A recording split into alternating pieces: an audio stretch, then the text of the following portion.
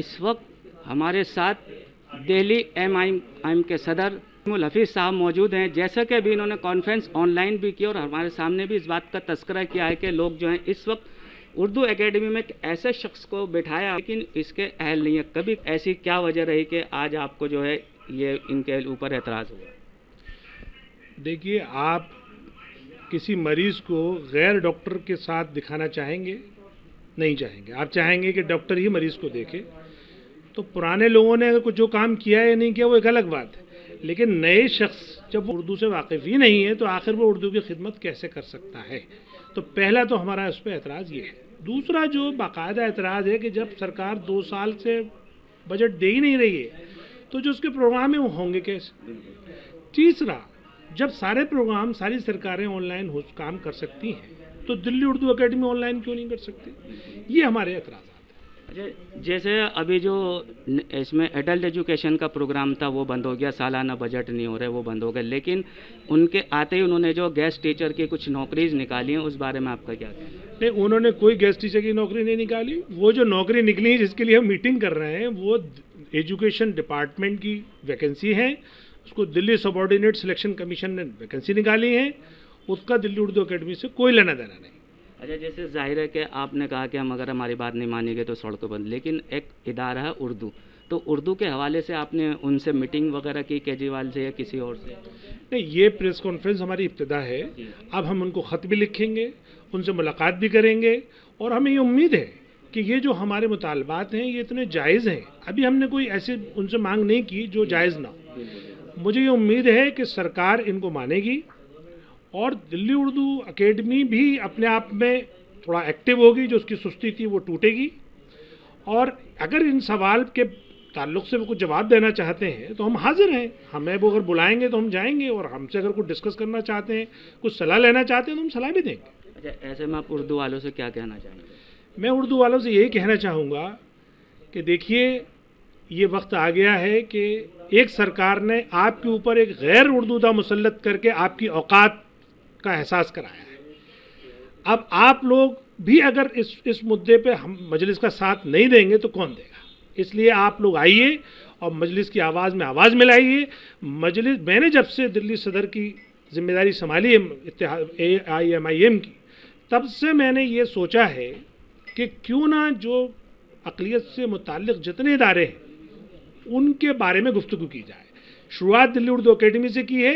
इंशाअल्लाह उर्दू से मुताल्लिक़ जितने भी इदारे हैं, चाहे उर्दू घर हो, उर्दू से NCPL हो, या और हमारे अक़लियत कमीशन हो, या हज कमेटी हो, या उर्स कमेटी हो, इंशाअल्लाह बारी बारी से हम सब पे गुफ्तगू करेंगे। और न सिर्फ उर्दू वाले, दिल्ली वाले सब इस मुहिम में मजलिस का साथ दें। ये मेरी दरख्वास्त है आपके चैनल के तवज्जुह से। देखिए, ये थे MIM के सदर दिल्ली के जो थे, इन्होंने अपने इज़हार दर्द बयान किया और इन्होंने उर्दू के हवाले से जो इनकी मोहब्बत है उस बात को भी ज़ाहिर किया, लेकिन इनका ये कहना है कि काम होना चाहिए। और इस वक्त हम उर्दू एकेडमी के नौ मुंतखब वाइस चेयरमैन ताज मोहम्मद साहब के पास मौजूद हैं। सर, जैसा कि अक्सर लोगों को जब से आप सीट पर बैठे हैं ये आदमी अपने अपने सवाल कर रहा है, अभी MIM ने एक मीटिंग की, उसमें बताया कि ऐसे शख्स को जो है सीट पर बिठा दिया जो इसके अहल नहीं है। ये बताइए कि आप इस बात की जिम्मेदारी कहाँ तक लेते हैं? मैं ये समझता हूँ कि ठीक है, विपक्ष का काम है कि सत्ता पक्ष के लोगों में तनकीद करना, तो आज उनके पास भी कोई मसौदा नहीं है तो वो कुछ न कुछ करेंगे ही। मैं समझता हूँ कि दिल्ली सरकार ने अगर मुझे बनाया है तो कुछ सोच समझ के बनाया होगा। आज मैं वाइस चेयरमैन हूँ। वाइस चेयरमैन न रहते हुए मैं जब दिल्ली का MCD में काउंसलर था, उस वक्त में मैंने उर्दू के लिए वो काम किया, ये मेरा दिल जानता है। और दूसरे मैं समझता हूँ कि मैं ही नहीं, जितने टीचर लगवाए थे और जो उर्दू के और लोग थे, जो उर्दू की संस्थाएं थीं, उन्होंने भी मुझे आकर के कहा, उनका भी मुझे सहयोग मिला। उस सहयोग के तहत मैंने वो जो काम किया तो उर्दू के टीचर भी लगवाए और जिन स्कूलों में उर्दू नहीं थी उन स्कूलों में उर्दू कराई। तो मैं उन लोगों से पूछना चाहता हूँ जो इस तरह के सवाल कर रहे हैं, जो उर्दू वाले रहे हैं उन लोगों ने कितना कितना काम किया है।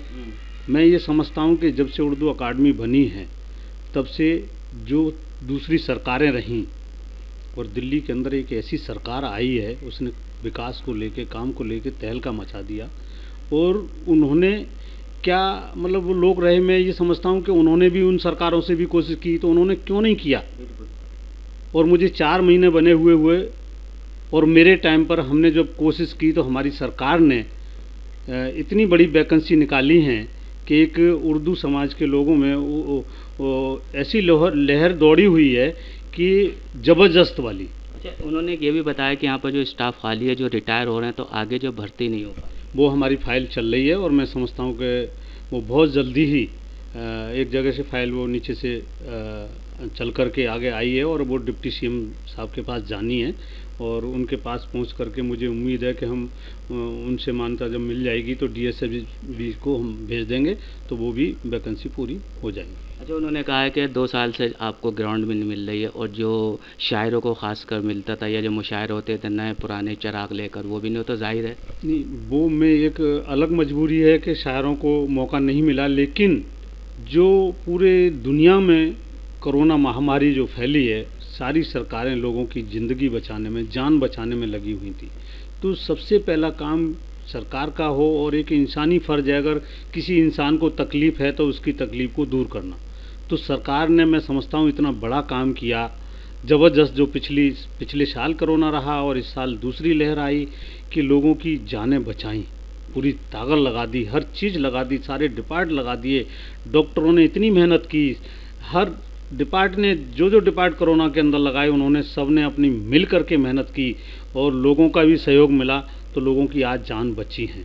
तो जब जान बची है, अब जो बाकी के काम हैं, तो मैं समझता हूँ कि सरकार जो इन कामों को भी बहुत जल्दी से लेकर के चलेगी और ये काम बहुत जल्दी पूरे किए जाएंगे। अच्छा, जैसे ये वैकेंसी निकले, कॉन्ट्रैक्ट बेसिस टीचर थे, उनकी नहीं बढ़ रहे, रुक गए थे, लेकिन अब आप जो बैठे हैं, तो आपके टाइम में कितने टीचर आए हैं और उन किस अहलियत के होने चाहिए, वो किस तरह से आपसे कांटेक्ट करें, ये बताएं। देखिए, दिल्ली सरकार ने जो DSSB ने जो पोस्टें निकाली हैं, वो उसमें उन्हीं का फार्मूला है, जो भी चाहिए उनको, वो उनको पूरा करना होगा। और उसके अलावा जो हमारे यहाँ गेस्ट टीचर जो लगे हुए थे, हमने उनके लिए बात की है, तो हमें उम्मीद है कि वो पूरे टाइम अपना जॉब करेंगे, उनको बिल्कुल नहीं हटाया जाएगा। अब जो जॉब आपने निकली है पहली, कितने लोग हैं और ये कौन कौन लोग भर सकते हैं? इसमें 917 वैकेंसी हैं उर्दू के लिए, जो B.Ed और C.TET जिन्होंने क्लियर किया होगा वो लोग अप्लाई कर सकें। अच्छा, इसमें SC/ST का भी कुछ रोल? हाँ, SC/ST भी हैं। तो मैं समझता हूँ कि मुस्लिम में, हाँ, 200 कुछ सीटें हैं SC/ST की। तो मुस्लिम समाज में ST/SC नहीं है, मेरी नॉलेज में नहीं है। और अगर ST/ST की सीटें हैं तो दूसरे समाज में हैं, हिंदू समाज में है, तो वो भी लोग भी तो उर्दू पढ़ते हैं। बिल्कुल, बिल्कुल। उर्दू ज़बान कोई मुसलमानों की नहीं है। लोगों ने ये सोच लिया है, बहुत सारे लोगों ने, कि उर्दू ज़बान मुसलमानों की है। उर्दू ज़बान हिंदुस्तान में रहने वाले सभी लोगों की है। उर्दू और हिंदी दोनों का साथ है, बिना उर्दू के हिंदी नहीं बोली जा सकती। तो उर्दू ज़बान तो एक ऐसी भाईचारे की ज़बान है। तो हिंदू भाई भी उर्दू पढ़े हुए हैं, आज भी ड्यूटी भी, नौकरी भी कर रहे हैं उर्दू के अंदर, जिन्होंने नौकरी की है। और आज फिर मैं समझता हूँ कि वो उसमें भी लोग आएंगे। अच्छा, मैं क्या मैसेज देना चाहेंगे कि लोग? मैं ये मैसेज देना चाहूँगा कि लेकिन लोग लापरवाह न रहें और इससे जो है अपना जो भी इससे बचाव की चीज़ें हैं उनको पूरा करें। मास्क लगा के रखें, 2 गज की दूरी को बना के रखें, भीड़ भाड़ ना करें ज़्यादा, और ऐसी जगह पे ना इकट्ठे हों, उनसे उसका बचाव करें। तो उसी में हमारा अपना बचाव है। देखिए, उर्दू जो है खालिस मुसलमानों की ज़बान नहीं, बल्कि हिंदू मुसलमान सबकी ज़बान है। ये इन्होंने बहुत अच्छी बात कही है। और लोग बहुत से समझते हैं ये मुस्लिम ज़बान है, बल्कि हिंदुस्तान की ज़बान है, लश्करी ज़बान है। लश्कर में हिंदू के भी शब्द हैं, उर्दू के भी शब्द हैं, फ़ारसी के भी शब्द हैं, अरबी के भी शब्द हैं, संस्कृत के भी शब्द, मतलब कुल मिला के एक जो ये मीठी ज़बान है, भाईचारे की ज़बान है। दिल्ली से M रामेश। सियासी तकदीर यूट्यूब चैनल को सब्सक्राइब करें और बेल आइकन पर क्लिक करें, ताकि आपको सबसे पहले खबरें मिलती रहें।